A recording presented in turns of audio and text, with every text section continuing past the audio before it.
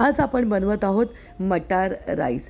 मार्केटमध्ये भरपूर मटार आलेले आहेत, तर आज बनवूया आपण मटार राईस। 1 वाटी बासमती तांदूळ, 100 ग्रॅम घेतले हिरवा मटार, थोडे गरम मसाले, 2 हिरव्या मिरच्या, काजू आणि इथे बेदाणे घेतलेले आहेत।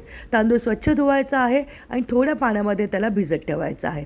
एका पॅनमध्ये 2 टेबलस्पून तूप आणि 1 टेबलस्पून तेल घेतलेलं आहे।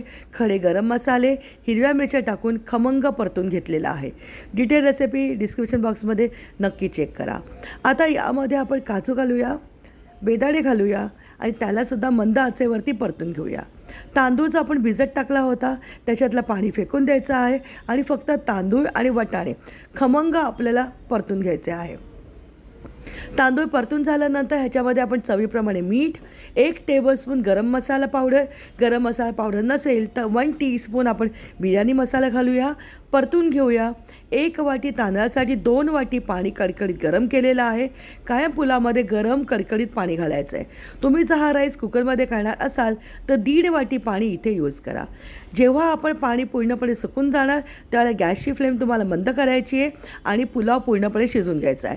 तयार झाला आहे चटपटीत असा मटार पुलाव। हा तुम्ही सर्व करू शकतात कढी किंवा दाल तडकाबरोबर। रेसिपी आवडली तर लाईक करा, आमच्या चॅनलला शेअर करा आणि कमेंट बॉक्समध्ये कमेंट करून नक्की सांगा आजचा